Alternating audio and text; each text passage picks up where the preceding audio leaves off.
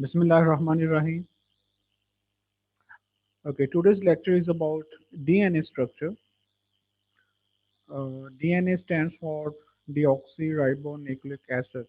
ये आपने जब हमने कार्बोहाइड्रेट डिस्कस किए थे तो हमने एक शुगर डिस्कस की थी राइबोस। उसमें हमने एक और टर्म यूज की थी deoxyribose. D mean removal of oxygen from ribose, जो कि कार्बन नंबर 2 पे एब्सेंट थी oxygen. We call it deoxy without oxygen ribose, and this ribose sugar is located in DNA, is present in DNA, called deoxyribonucleic acid. So DNA stands for deoxyribonucleic acid. We are going to study about the structure of DNA. The basics, elementary. So we are going to study in this lecture about purines क्या होती हैं, pyrimidines क्या होती हैं, complement basis क्या होते हैं, और कैसे ये स्ट्रक्चर ऑर्गेनाइजेशन करते हैं within the cell DNA. Okay okay DNA consists of two molecules that are arranged into a ladder like structure called a double helix. Okay, अब इसमें ये टू मॉलिक्यूल्स होते हैं जस्ट लाइक दिस। ये जो ladder की जो two sides हैं, लैडर जिसे आप सीढ़ी भी कहते हैं, जो उसकी रंग्स हैं, जो सीढ़ी के पायदान होते हैं, रंग्स, राइट, लैडर।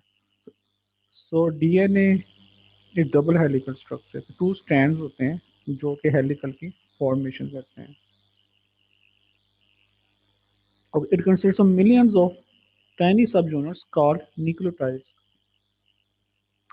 एक तो ये कि डीएनए जो है वो डबल हेलिकल स्ट्रक्चर है जिसमें टू मॉलिक्यूल्स होते हैं जो कि हेलिकल फॉर्म में शेप बनाते हैं।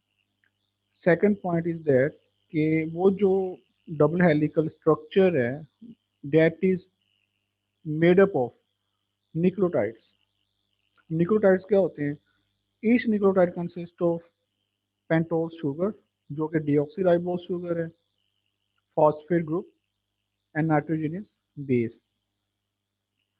इसको थोड़ा सा एक्सप्लेन करते हैं with shape. Okay, this is pentose sugar, जो ग्रीन कलर में आप you can see deoxy ribose, जो कि डीऑक्सी राइबोस शुगर होती है। डीऑक्सी जो कार्बन नंबर जो 1 2 3 4 5, जो कार्बन नंबर 2 है दिस वन, यहाँ पे ऑक्सीजन नहीं होती है, that's why we call it deoxy ribose. Carbon number 1 जो है इसके साथ अटैच होते हैं नाइट्रोजनस बेस। वो प्यूरिन भी हो सकती है। अब प्यूरिन होते हैं एडेनिन, गुआनिन। होपफुली आपने ये मैट्रिक एफएससी में पढ़ा होगा। अगर पेरिमिडीन हो साइटोसिन, थाइमिन, हम डीएनए की बात कर रहे हैं तो थाइमिन हो गया। अगर आरएनए की बात होगी तो थाइमिन की जगह वो यूरासिल होती है। We are talking about DNA. In DNA, nitrogenous base can be purines, adenine, guanine. It can be pyrimidines, cytosine, thymine. तो carbon of 5 group phosphate group attach होता है। So that is the basic structure of nucleotide. Okay, अगर phosphate group attach ना हो, without phosphate, just sugar and nitrogenous base, then we will call it nucleoside. ये nucleotide नहीं कहेंगे, इसे side कहेंगे, SID, nucleoside. Nucleoside consists of sugar and nitrogenous base, whereas nucleotide consists of sugar, base, and phosphate. Clear? So again, DNA, deoxyribonucleic acid, two molecules होते हैं जो कि double helical shape बनाते हैं। ये किससे मिलके बने होते हैं? न्यूक्लियोटाइड से। न्यूक्लियोटाइड किससे मिलके बना हुआ है? पेंटोज शुगर है जो कि डीऑक्सीराइबोज है। कार्बन नंबर 1 पे नाइट्रोजन बेस अटैच होती है जो प्यूरिन भी हो सकती है, पिरिमिडीन भी हो सकती है। तो कार्बन नंबर 5 पे जो है फॉस्फेट ग्रुप अटैच होता है। Okay, now these phosphate and sugar form the backbone of the DNA molecule. ये पेंटोज शुगर है और जो फॉस्फेट है इट्स जस्ट लाइक ये जो साइड्स हैं ऑफ स्टेयर्स, लाइक ये जो हैं ये बैकबोन बनाते हैं। ये टू साइड्स हैं, राइबो शुगर एंड फॉस्फेट। जो रंग्स हैं जैसे जैसे सीढ़ी के पायदान है rungs, it is made up of basis. जो टू मॉलिक्यूल्स हैं उनके बेसिस जो हैं, वो जो प्यूरिन pyrimidine जो हैं, वो आपस में जो हाइड्रोजन बॉन्डिंग करते हैं, जो एक दूसरे कॉम्प्लीमेंट होते हैं, वो रंग्स बनाते हैं। हम आगे डिस्कस करते हैं। Okay, just like this. Okay, pentose sugar, carbon 5 पे फॉस्फेट ग्रुप अटैच है। तो कार्बन 1 के साथ प्यूरिन भी हो सकती है, जस्ट लाइक एडेनिन, गुआनिन, और वो पैरिमिडीन भी हो सकते हैं, साइटोसिन है, थाइमिन। ओके, अब है कॉम्प्लीमेंट कि दो ये दो न्यूक्लियोटाइड जो हैं एक दूसरे के कैसे कॉम्प्लीमेंट होते हैं। कि फॉस्फेट ग्रुप और राइबो शुगर तो सेम है ऑलमोस्ट, जो डिफरेंस है it's only due to on the basis of nitrogenous base, जिसकी बेस पे ये डिफरेंस है। Adenine is complement to thymine. A हमेशा जो है, एडेनिन जो है, it is going to make bonds with thymine, और साइटोसिन जो है it's going to make bond with guanine, जो हाइड्रोजन बॉन्डिंग्स हैं। ए और टी के दरमियान जो हाइड्रोजन बॉन्डिंग्स हैं, ये जो रंग्स आपको नजर आ रहे हैं, rungs of stair, it's due to hydrogen bondings of adenine and thymine, cytosine और गुआनिन। और इसकी जो साइड्स हैं, बैकबोन है, it's on due to phosphate group and ribose sugar. Okay, just like this, A is complement to T. ये universal rule है कि C is complement to G. अगर टी होगा तो ए से, अगर जी है तो सी से। Okay, to crack the genetic code found in DNA we need to look at the sequence of bases. अब जितने भी ये जेनेटिक कोड होते हैं, ये जो हमारे डीएनए के जीन्स की जो कोडिंग होती है, उनमें जो थ्री थ्री कोड जो होते हैं, उसे हम कहते हैं, ये अगर आप हम आगे डिस्कस करते हैं कि कैसे डीएनए से आरएनए बनता है और आरएनए से प्रोटीन बनती है। जब डीएनए से आरएनए, मैसेंजर आरएनए बनना होता है, तो जो डीएनए का कोड होता है, उसे जो ट्रिपलेट है, triplet, that's we call genetic code, जो कोडॉन, इसी कोडॉन की बेस के ऊपर जो मैसेंजर आरएनए से आगे बनना होता है, उसे आगे ट्रांसलेशन होनी होती है। इसको ज़्यादा एक्सप्लेनेशन के लिए ये स्लाइड्स। ओके, डीएनए के दो स्ट्रैंड्स जो हैं, डबल स्ट्रैंड जिसे हम कहते हैं, जो कि नाइट्रोजनस बेसिस के ऊपर जो होते हैं, उसमें जो डबल स्ट्रैंड्स हैं, उनमें एक स्ट्रैंड को हम कहते हैं कोडिंग स्ट्रैंड, एक स्ट्रैंड होता है उसे हम कहते हैं टेम्पलेट स्ट्रैंड। टेम्पलेट स्ट्रैंड वो है जिसने आगे ट्रांसक्राइब होना है इनटू मैसेंजर आरएनए। क्लियर?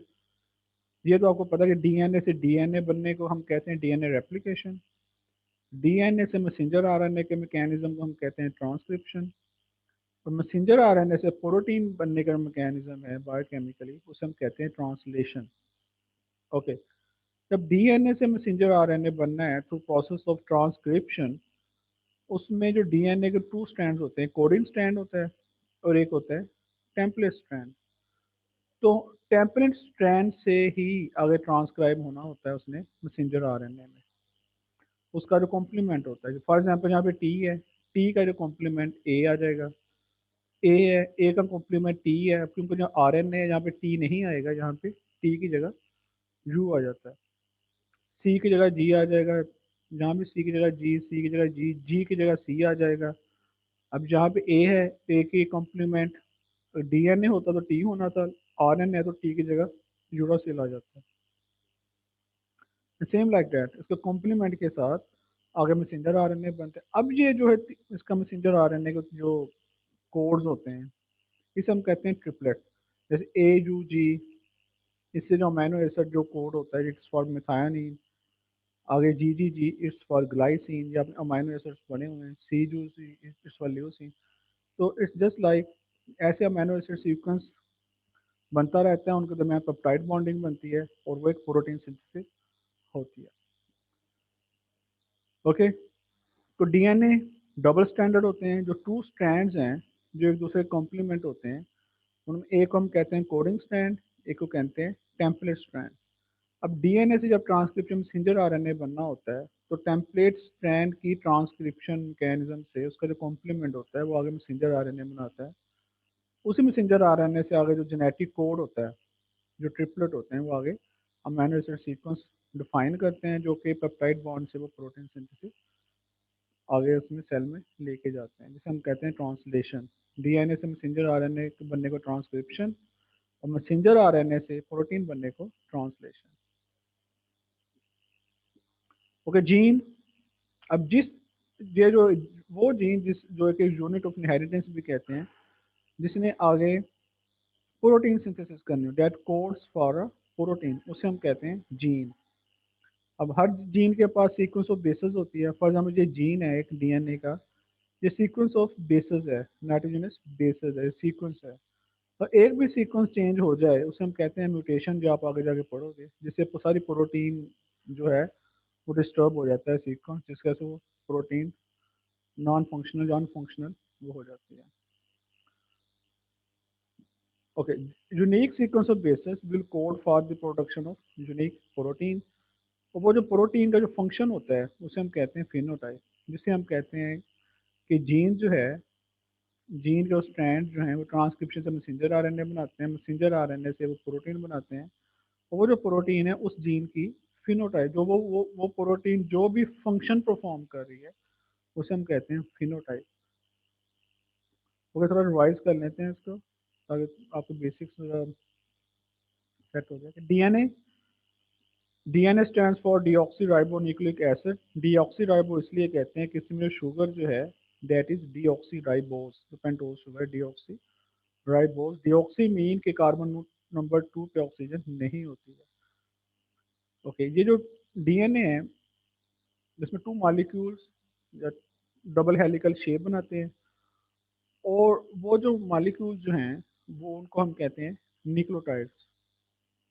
हम न्यूक्लियोटाइड किससे मिलकर बने हुए हैं? तो पेंटोज शुगर कार्बन नंबर 1 पे बेस, कार्बन नंबर 5 के ऊपर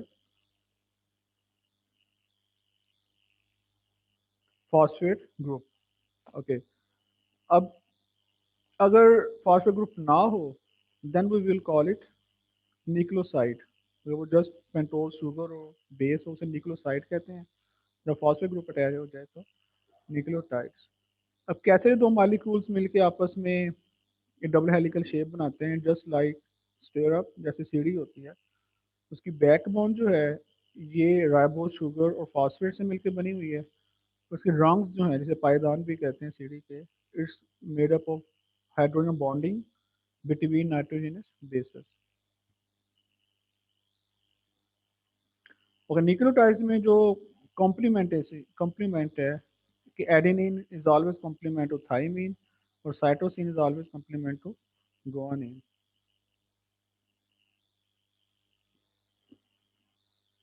ए जो है बेस पेयरिंग करता है टी के साथ, और सी जो है बेस पेयरिंग करता है जी के साथ। ये जो कॉम्प्लीमेंट में आ जाते हैं। तो जब भी ये डीएनए डबल स्ट्रैंड्स होंगे, जो मालिक्यूल्स हैं दोनों आपस में, ए टी के साथ कॉम्प्लीमेंट करता है और जी सी के साथ कॉम्प्लीमेंट करके ऐसे जो मालिक्यूल की शेप बना देते हैं। जस्ट लाइक जैसे एक सीढ़ी होती है, उसकी जो बैकबोन है वो फॉस्फेट ग्रुप और राइबोस से मिलकर बनी हुई है, उनके दरमियान जो रंग जो है वो hydrogen bonding between adenine and thymine. अब ए और टी के दरमियान 2 हाइड्रोजन बॉन्ड्स होते हैं, और जी और सी के दरमियान 3 हाइड्रोजन बॉन्ड्स होते हैं।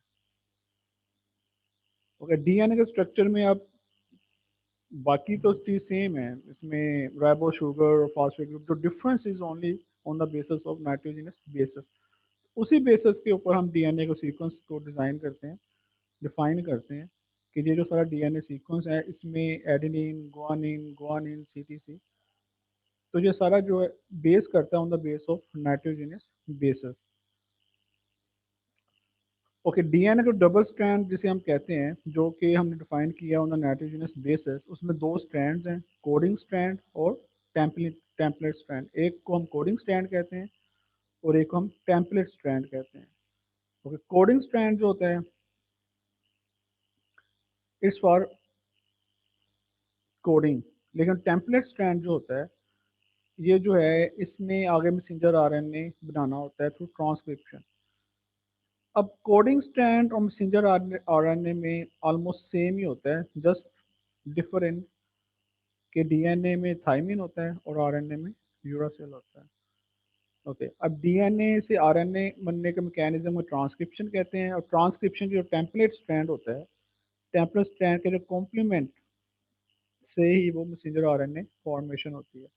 अब ये आपने अपने माइंड के फिंगर टिप पे रख लेना कि टी का जो कॉम्प्लीमेंट ए है, ए का टी होता है, टी आरएनए में नहीं होता है, वो यू होता है, सी का जी होगा और जी का सी। ऐसे जो मैसेंजर आरएनए आगे डिफाइन होता रहता है। हर मैसेंजर आरएनए का एक कोड बनता है जिसे ट्रिपलेट कहते हैं।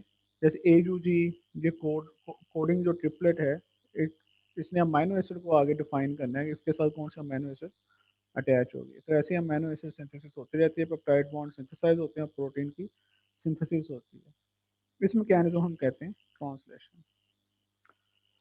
ओके, डीएनए इसके डबल स्ट्रैंड्स हैं, जिसके पास कोडिंग स्ट्रैंड भी है, टेम्पलेट स्ट्रैंड भी है। टेम्पलेट स्ट्रैंड आगे मैसेंजर आरएनए बनाता है तो ट्रांसक्रिप्शन, ट्रांसक्रिप्शन से आगे ट्रांसलेशन से प्रोटीन बनती है।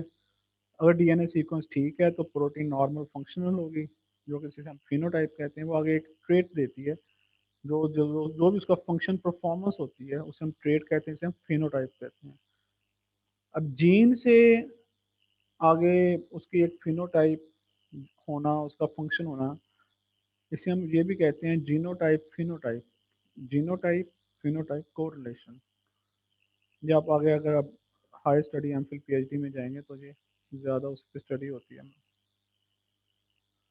ओके, डीएनए स्ट्रक्चर, जैसे आपने प्रोटीन में पढ़ा था, स्ट्रक्चर ऑर्गेनाइजेशन ऑफ प्रोटीन होती है, प्राइमरी स्ट्रक्चर है, secondary, tertiary. Same like that DNA में भी जो स्ट्रक्चर ऑर्गेनाइजेशन होती है, जैसे primary structure, secondary structure and tertiary structure. अगर आप ये आपकी बेस आप इसको सेट हो जाएगी पिछली स्लाइड, तो ये आपकी और ज़्यादा इजी हो जाएगा।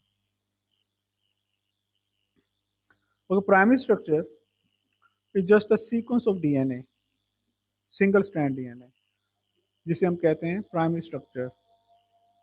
वेट,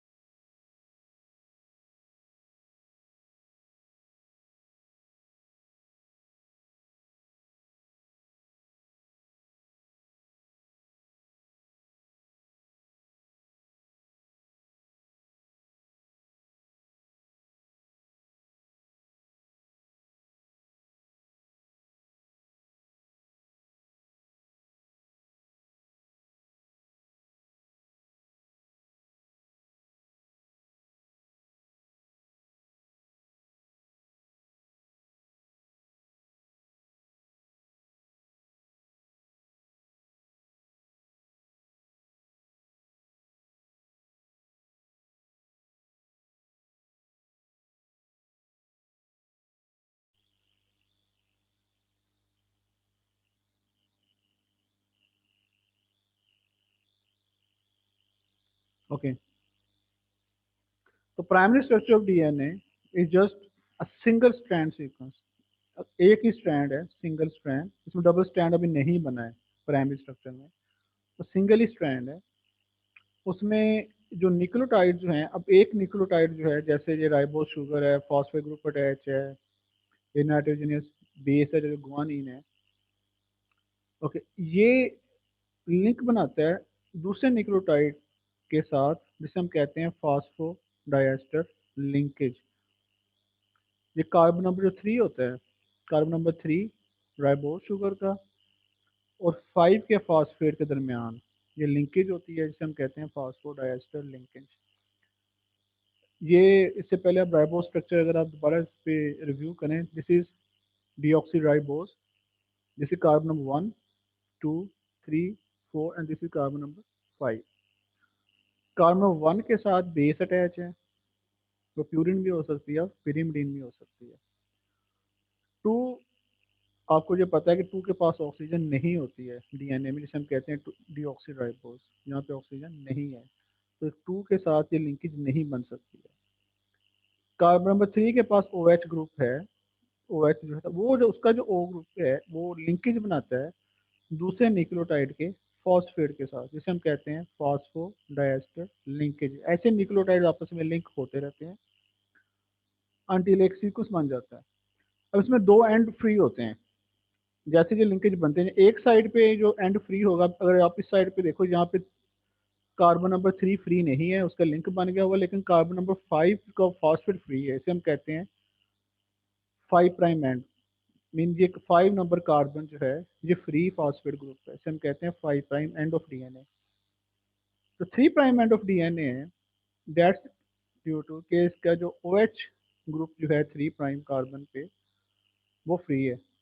ओके, जो अब जो डीएनए में कार्बन है नंबर है, इसे हम प्राइम कहते हैं, जैसे 1 prime, 2 prime, 3 prime, 4 prime, 5 prime. Just differentiate करने के लिए कि अब हम जिस कार्बन की बात कर रहे हैं वो हम राइबोस शुगर के कार्बन नंबर की बात कर रहे हैं, उसे प्राइम कहते हैं। 1 prime, 2 prime, 3 prime, 4 prime, 5 prime. अब इसके अलावा कोई भी हम नंबर की बात कर रहे हैं, इट मीन हम किसी दूसरे मालिक्यूल के नंबरिंग की बात कर रहे हैं। ओके, जब डीएनए की बात कर रहे हैं, अब इसमें जो 5 प्राइम कार्बन फॉस्फेट फ्री है उसे हम 5 प्राइम एंड कह देते हैं। अब यहाँ पे ना 3 प्राइम फ्री है ना 5 प्राइम फ्री है, वो लिंकेज में इन्वॉल्व हो गए हैं। अब एक एंड पे ऐसे है कि 5 प्राइम फॉस्फेट लिंकेज में इन्वॉल्व है और 3 प्राइम जो है वो OH फ्री है, जिसे हम कहते हैं 3 प्राइम एंड।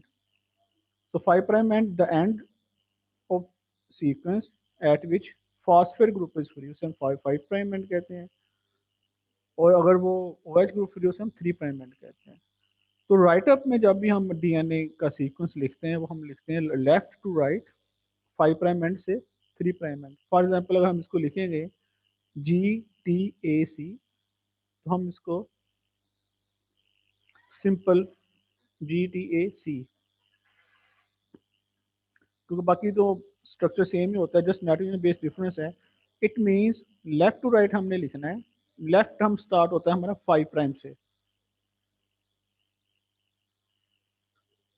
और राइट पे हमारा आएगा 3 प्राइम। अगर 5 प्राइम हम ना भी लिखें या 3 प्राइम, सो ये वैसे ही अगर हम लिख देते हैं GTAC, तो अंडरस्टूड बात है कि हम 5 प्राइम लेफ्ट से लिखते हैं और 3 प्राइम राइट पे आता है। Okay, just like this traditionally a DNA sequence drawn from 5 prime to 3 prime end. अब 5 प्राइम जो होता है वो लेफ्ट साइड से हमने स्टार्ट करना है और 3 प्राइम एंड जो है वो राइट साइड पे होगा। जैसे ये एक सीक्वेंस है तो हम इसको शॉर्ट हैंड नोटेशन में लिखें तो ये ACGTA, it means this one is 5 prime and this one is 3 prime end. Okay, so it's about primary structure of DNA, a single strand और न्यूक्लियोटाइड्स के दरमियान लिंकेज होती है तो 5 प्राइम फॉस्फेट और 3 प्राइम हाइड्रोक्सल के दरमियान। एंड इसी लिंकेज के साथ 2 एंड होते हैं, एक पे फॉस्फेट फ्री होता है जिसे 5 प्राइम एंड कहते हैं, एक पे OH फ्री होता है जिसे 3 प्राइम एंड कहते हैं, जिसे 5 prime and 3 prime.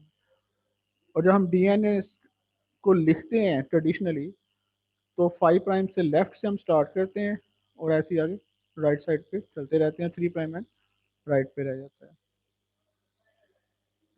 Okay, secondary structure of DNA. अब जो डबल हेलिक्स, 2 स्ट्रैंड्स जब आपस में बॉन्डिंग कर लेते हैं, जो नाइट्रोजनस बेसेस आपस में कॉम्प्लीमेंट स्ट्रैंड बना लेते हैं, उसे हम कहते हैं सेकेंडरी स्ट्रक्चर ऑफ डीएनए।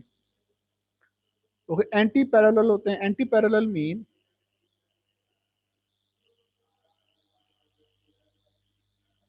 कि एक स्ट्रैंड जो होता है ऊपर से 5 प्राइम टू 3 प्राइम होता है, मतलब ये 5 प्राइम है, 3 प्राइम नीचे आएगा, और दूसरा स्ट्रैंड जो होता है वो 3 प्राइम टू 5 प्राइम नीचे होता है। कि 5 प्राइम टू 3 प्राइम एक स्टैंड आता है, 3 प्राइम टू 5 प्राइम दूसरा स्टैंड होता है, जिसे हम कहते हैं एंटी पैरेलल, कि दोनों 5 प्राइम से ऊपर से स्टैंड स्टार्ट नहीं होते हैं, दोनों अपोजिट होते हैं। अगर एक स्टैंड ऊपर से 5 प्राइम 3 प्राइम आ रहा है तो दूसरा स्टैंड 3 प्राइम टू 5 प्राइम आ रहा है। इसलिए ये होता है कि अगर ये एंटी पैरेलल होंगे तो ही दोनों नाइट्रोजनस बेसेस आमने सामने आ सकेंगी, अदरवाइज वो अपने आमने सामने नहीं हो सकेंगे और ना ही वो हाइड्रोजन बॉन्डिंग आपस में कर सकेंगे। ओके, बेसेस जो होती हैं adenine, thymine, cytosine, guanine occupy the core forming complementary AT and GC base pairs. अब ये जो बैकबोन जो है it's due to phosphate and ribo sugar, और इसके दरमियान में जो रंग्स आपको नजर आ रहे हैं it's due to hydrogen bonding between adenine and thymine and guanine and cytosine जो कि कॉम्प्लीमेंट है। एंटी पैरेलल मैंने आपको बता दिया, ये इसलिए होते हैं ताकि वो नाइट्रोजन बेसेस जो हैं अपने आप को अपने ही आमने सामने अपने डायरेक्शंस में आ सकें, अदरवाइज दोनों ही अवे हो जाएंगे। ओके, अब जो नाइट्रोजनस बेसेस जो हैं इनके दरमियान जो हाइड्रोजन बॉन्डिंग है जो इसको बेस टैग करती है ताकि वो जो DNA का हाइड्रोजन बॉन्डिंग है उसको कॉम्पैक्ट कर सके। It is secondary structure. तो प्राइमरी स्ट्रक्चर में just single strand of DNA जिसे प्राइमरी स्ट्रक्चर कहते हैं। तो DNA में जो टू स्ट्रैंड्स हैं antiparallel come to each other, उनके दरमियान हाइड्रोजन बॉन्डिंग होती है, उसे हम कहते हैं सेकेंडरी स्ट्रक्चर ऑफ DNA। और हाइड्रोजन बॉन्ड्स क्या होते हैं ये आपको पता है, partial positive hydrogen and partial negative oxygen, जिसे हम कहते हैं हाइड्रोजन बॉन्ड्स। अब गुआनिन एंड साइटोसिन इनके दरमियान 3 हाइड्रोजन बॉन्ड्स होते हैं। अब एडेनिन और थाइमिन इनके दरमियान 2 बॉन्ड्स होते हैं। तो एडेनिन और थाइमिन जो है इनके दरमियान 2 बॉन्ड्स इसलिए होते हैं कि इनके जो स्ट्रक्चर में 2 ही पार्शियल पॉजिटिव 2 ही पार्शियल नेगेटिव होते हैं। That's why A and T makes 2 bonds, hydrogen bonds. And guanine and cytosine इनके स्ट्रक्चर स्टेबिलिटी में 3 पार्शियल पॉजिटिव पार्शियल नेगेटिव होते हैं। That's why they have 3 hydrogen bonds. Okay, G का structure इस तरह से है कि वो सी से ही कॉम्प्लीमेंट हो सकता है, और ए का स्ट्रक्चर इस तरह का है वो कि टी के साथ ही वो कॉम्प्लीमेंट करके 2 बॉन्ड्स कर सकते हैं। दैट्स व्हाई जी टी के साथ नहीं हो सकता, जैसे ए सी के साथ नहीं हो सकता है। It's due to the structural stability. ये प्योर केमिस्ट्री है, इनका स्ट्रक्चर ही इस तरह का है जिसके वजह से G complement to C, A complement to T. अब इनके दरमियान 2 बॉन्ड क्यों बनते हैं ए और टी में, जी और सी के दरमियान 3 बॉन्ड्स क्यों बनते हैं, ये भी इनके स्ट्रक्चर में है कि इनके पास इतने पार्शियल पॉजिटिव इतने पार्शियल नेगेटिव होते हैं। और इसके अलावा जो है बेस स्टैकिंग के अलावा जो स्टैकिंग फोर्सेस होते हैं वो हाइड्रोफोबिक इंटरेक्शंस और वंडरवॉल फोर्सेस वो भी इसको हेल्प करती हैं ताकि DNA का मालिक्यूल कॉम्पैक्ट रहे। Okay, okay, 3 forms of DNA होती हैं, A form of DNA, B form of DNA and G form of DNA। A form, B form and G form. हमारे जो ह्यूमन जो मोस्टली मैमल जो हैं we have B form of DNA। अब इसके जो मोलेकुलर करेक्टरिस्टिक्स जो हैं उसमें ये है कि इसका हेलिकल सेंस राइट हैंडेड होता है। राइट हैंडेड मीन कि राइट से ट्विस्ट करना स्टार्ट करता है, इसे हम कहते हैं राइट हैंडेड। और लेफ्ट से ट्विस्ट करना स्टार्ट करे इसे हम कहते हैं left handed. So B form DNA is right handed means ये राइट हैंड साइड से ट्विस्ट करना स्टार्ट होता है। डायमीटर 20 एंगस्ट्रॉम है, ये डायमीटर 20 एंगस्ट्रॉम है। Base pair perpendicular to helix जो 3 to 4 एंगस्ट्रॉम है, 3.4 सॉरी, 3.4 टू बेस पेयर के दरमियान जो डिस्टेंस है 3.4। 1 turn of the helix 36 angstrom की, एक जो टन लेता है जो 36 एंगस्ट्रॉम का है, जिसमें अराउंड 10 to 10.5 बेस पेयर्स होती हैं वन हेलिकल टन में। मेजर ग्रुप है माइनर ग्रुप, जो मेजर इनसाइड ग्रुप ये वाला जो ग्रुप है मेजर ग्रुप जो है ये 22 एंगस्ट्रॉम का है, और माइनर ग्रुप जो है 12 एंगस्ट्रॉम का है। ये ग्रुप इसलिए बनते हैं जो इनसाइड को जो ग्रुप जाता है कि गुआनिन और साइटोसिन के दरमियान 3 बॉन्ड्स होते हैं, ए और टी के दरमियान टू बॉन्ड्स होते हैं। जब जी और सी के दरमियान थ्री हाइड्रोजन बॉन्ड्स आएंगे, जब जी और सी ज़्यादा हो जाएंगे तो डीएनए को ज़्यादा क्लोज कॉम्पैक्ट कर लेता है। कुछ ज़्यादा हाइड्रोजन बॉन्ड्स होते हैं उसको ज़्यादा क्लोज करता है, जिसकी वजह से ग्रूव्स इसमें आ जाते हैं। मेजर ग्रूव है, माइनर ग्रुप। तो ये इसकी मोलेकुलर कैरेक्टरिस्टिक्स ये आपके फिंगर टिप में होनी चाहिए। बी फॉर्म ऑफ डीएनए के, ये राइट हैंडेड होता है। इसका जो डायमीटर 20 एंगस्ट्रॉम है, वन हेलिकल टर्न 336 एंगस्ट्रॉम का है, जिसमें 10.5 बेस पेयर्स होते हैं। टू बेस पेयर के दरमियान डिस्टेंस 3.4 एंगस्ट्रॉम का है। इसमें मेजर ग्रुप 22 एंगस्ट्रॉम अक्रॉस होता है और माइनर ग्रुप जो है 12 एंगस्ट्रॉम का होता है। Okay, tertiary structure it just like, एक अगर जो पुराने टेलीफोन के सेट्स होते थे कि डबल स्टैंडर्ड डीएनए, अगर वो कॉइल के ऊपर कॉइलिंग कर जाएं, जिसे हम कहते हैं सुपर कॉइल, उसे हम कह देते हैं टर्शियरी स्ट्रक्चर ऑफ डीएनए। ये सुपर कॉइल्स बन जाएं, इसमें कोई हार्ड एंड फास्ट रूल नहीं है कि ये किस तरह कॉइलिंग जानी है, किस तरफ को जानी है। बस जो डीएनए के स्ट्रैंड जो डबल स्टैंड होते हैं एक दूसरे के ऊपर कॉइल कर लेते हैं, कॉइलिंग सुपर कॉइलिंग करते हैं। That's what we call super coil, coil over coil. तो जिन सुपर कॉइल की जब ये ऑर्गेनाइजेशन होती है इसे हम कहते हैं tertiary structure of DNA. Okay, अब सेल में जो डीएनए है, अब एक सेल में जो डी हम ये पढ़ते हैं कि 23 पेयर्स ऑफ जो क्रोमोसोम जो हैं, वो एक ही डीएनए होता है जो एक ही क्रोमोसोम, पूरे क्रोमोसोम को ऑर्गेनाइज करता है। उसके अब स्टेप्स होते हैं कि level of DNA packing in chromatin. जैसे न्यूक्लियोसोम पहले बेस बनती है, वो 30 नैनोमीटर फाइबर बनता है, उससे लूप बनता है, उससे रोजेट बनते हैं, फिर कॉइल्स बनते हैं, फिर वो जाके क्रोमेटिड की शेप लेता है। तो एक ही डीएनए होता है जो कि पूरा क्रोमोसोम की शेप ले रहा होता है। जैसे 23 अगर क्रोमोसोम्स हैं तो 23 डीएनए मालिक्यूल्स हैं, वो बहुत ज़्यादा डीएनए नहीं, उसको नंबरिंग वाइज वो 23 ही है जिन्होंने अपने आप को ऑर्गेनाइज करके क्रोमोसोम की शेप करनी होती है। तो सबसे पहले वो स्टेप होता है न्यूक्लियोसोम।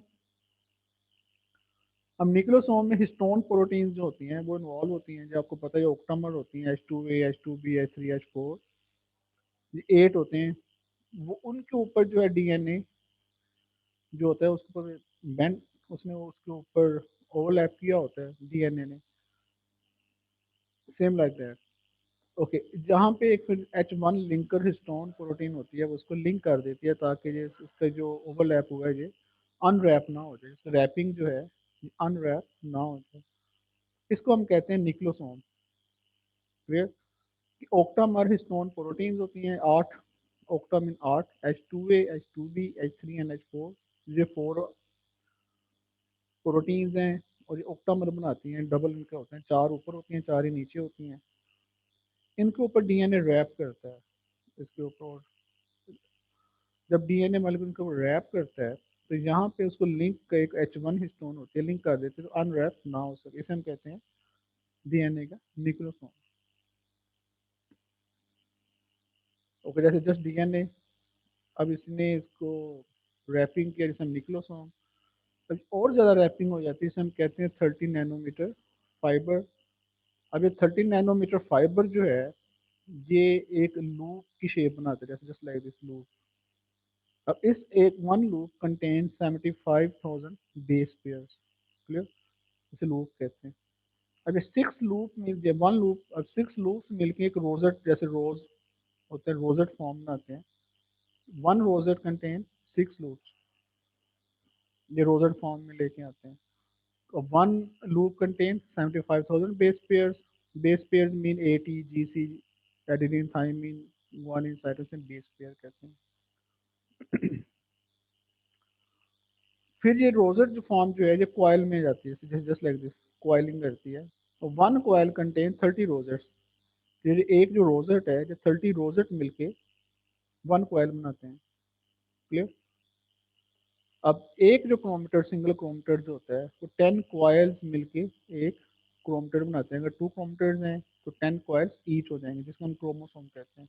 तो एक ही DNA molecule it get organized into a compact chromosome. कि पहले डीएनए होता है, डीएनए से न्यूक्लियोसोम बनता है, न्यूक्लियोसोम से 30 नैनोमीटर फाइबर बनता है, उससे लूप बनती है, 6 लूप मिलके रोजेट बनाते हैं, और फिर ये 30 रोजेट्स मिलके एक कॉइल बनाते हैं, देन 10 कॉइल मिलके क्रोमेटिड बनाते हैं। जैसे क्रोमोसोम अगर 2 क्रोमेटिड्स हैं तो 10 coils each, so just like this one DNA molecule is going to compacted into a chromosome. So it's about DNA, कि डीएनए क्या होते हैं, उसका स्ट्रक्चर क्या है, बेसिस सिनेरियो में बेसिस क्या होती हैं, उनके दरमियान बॉन्डिंग कैसे होती हैं, कैसे डीएनए के ट्रांसक्रिप्शन कैसे होती है, कोडिंग स्ट्रैंड क्या होता है, टेम्पलेट स्ट्रैंड क्या होता है, जीन्स क्या होते हैं, कैसे जीनोटाइप से फिनोटाइप बनती है, प्राइमरी स्ट्रक्चर जब सिंगल स्ट्रैंड होता है, टू स्ट्रैंड आपस में जब बेस पेयरिंग करते हैं उसे हम सेकेंडरी स्ट्रक्चर कहते हैं, और सेकेंडरी स्ट्रक्चर में जब वो कॉइल्स का उसे हम टर्शियरी स्ट्रक्चर कहते हैं। And same like that one DNA molecule से किस तरह हुआ क्रोमोसोम की शेप लेते हैं। फिर कुछ और टर्म्स हैं, denaturation and annealing of DNA. Okay, normally DNA जो होता है डबल हेलिकल फॉर्म में होता है, double helical, just like this. अगर उसको अनफेवरेबल कंडीशन दे दी जाए, फॉर एग्जाम्पल टेम्परेचर ज़्यादा दे दिया जाए, या उसको कोई ऐसे केमिकल्स होते हैं जो कि बॉन्डिंग को ब्रेक करते हैं, तो उसको मैकेनिज्म को हम कहते हैं डीनेचुरेशन। डीनेचुरेशन क्लियर, कि नॉर्मली जो डीएनए डबल स्टैंडर्ड है उसकी हमने हाइड्रोजन बॉन्ड इसको ब्रेक कर दिया है, वो टेम्परेचर भी हाई टेम्परेचर हो सकता है, वो केमिकल्स भी हो सकते हैं, तो इस मैकेनिज्म को कहते हैं डीनेचुरेशन। और जब हम टेम्परेचर वो जो अनफेवरेबल कंडीशन रिमूव कर देते हैं, जब वो दोबारा डीनेचर से अपनी नेचुरेशन कर लेते हैं, उसे हम उस मैकेनिज्म को कहते हैं अनीलिंग, कि हाइड्रोजन बॉन्डिंग दोबारा उन्होंने अपने आप को बॉन्डिंग कर ली है, उसे हम अनीलिंग कहते हैं। Okay, melting point of DNA, इसे हम टीएमबी ऑफ डीएनए भी कहते हैं, कि द टेम्परेचर जिस पे 50% ऑफ डीएनए जो है वो डीनेचर हो जाए, temperature at which 50% DNA denature हो जाए, उसे हम कहते हैं टीएम। ओके, टीएम की जो वैल्यू है it depends upon GC content, guanine and cytosine. तो गुआनिन और साइटोसिन के दरमियान जो बॉन्ड्स होते हैं वो होते हैं 3 बॉन्ड्स, जब ए और टी के दरमियान जो होते बॉन्ड्स होते हैं वो होते हैं 2 बॉन्ड्स। तो अब गुआनिन साइटोसिन के दरमियान जो 3 बॉन्ड्स हैं, इनको ब्रेक करने के लिए ज़्यादा टेम्परेचर चाहिए, जब ए और टी के दरमियान जो बॉन्ड्स हैं इनको ब्रेक करने के लिए कम टेम्परेचर चाहिए। किसी डीएनए में जीसी कंटेंट जितना ज़्यादा होगा उसकी टीएम वैल्यू उतनी ही ज़्यादा होगी, और जितना एटी कंटेंट ज़्यादा होगा उतनी टीएम वैल्यू कम होगी। TM mean temperature at which 50% of the DNA is denatured. Denatured mean वो इतना टेम्परेचर जिस पे 50% डीएनए डीनेचर हो जाए उसे हम कहते हैं टीएम वैल्यू। अगर उस डीएनए में जीसी कंटेंट ज़्यादा होगा तो ज़रा से ज़्यादा टेम्परेचर चाहिए, तो उसका टीएम वैल्यू उतनी ज़्यादा होगी, और जिसका टीएम वैल्यू जितना 80 कंटेंट अगर ज़्यादा होगा तो उसका टीएम वैल्यू उतनी ही कम होगी। Okay, okay, it's all about chemistry of DNA. इसको आप रीड आउट करें फाइल को, इसको आप वीडियो वॉच करें, फिर भी आपके माइंड में कोई क्यूरी है तो आप क्वेश्चन कर सकते हो। इससे पहले अगर हो सके तो आप अपना रिवाइज करें मैट्रिक एफएससी का बैकग्राउंड नॉलेज, जो भी आपने स्टडी किया हुआ है, तो फिर ये आपके लिए और भी ज़्यादा इजी हो जाएगा। तो it's all about DNA, and next we will do study about RNA. Good luck.